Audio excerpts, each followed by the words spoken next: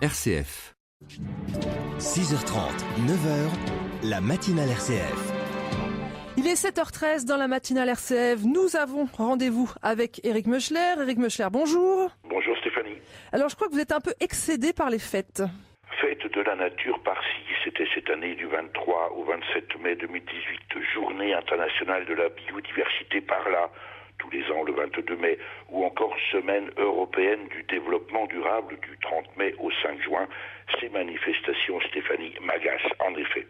D'abord, et bien que j'en comprenne évidemment l'intérêt au moment de leur instauration, en 2007, sur une idée du Comité français de l'Union internationale de conservation de la nature pour la première, 1993 par les Nations Unies pour la deuxième et 2003 par le ministère français de l'écologie pour la semaine, désormais européenne depuis 2015, ces temps qui se veulent forts ont quelque chose de pathétique. Ensuite, parce qu'au regard de l'état de notre environnement, elles s'apparentent de plus en plus à des commémorations.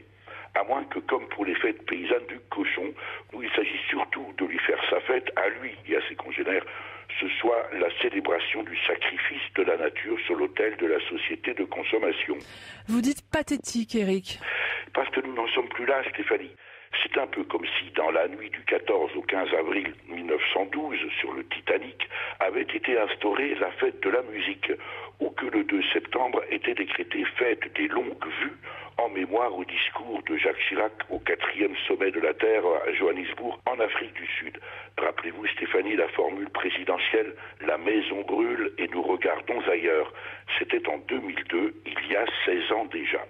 Il me semble pourtant qu'une partie importante de la population européenne, si ce n'est la majorité, a désormais conscience de la nécessité de modifier son comportement, grâce notamment, je vous l'accorde, aux campagnes de sensibilisation. Mais comme j'ai déjà eu l'occasion de le dire dans une précédente chronique, même une armée de colibris ne suffira pas à éteindre le feu. D'où, Éric, votre proposition d'un siècle de l'écologie. Exactement, Stéphanie.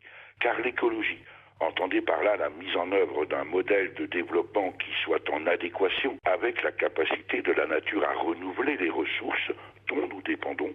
L'écologie donc est incontestablement le défi majeur du XXIe siècle, en tout cas pour l'humanité. La nature, elle, s'en moque.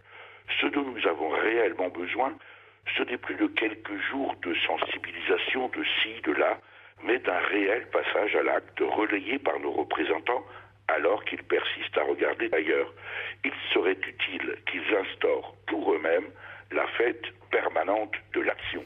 Merci Éric Meuchler. Et si comme Éric, vous pensez que nous avons besoin d'un siècle de l'écologie, vous réagissez, vous nous écrivez lamatinale@rcf.fr.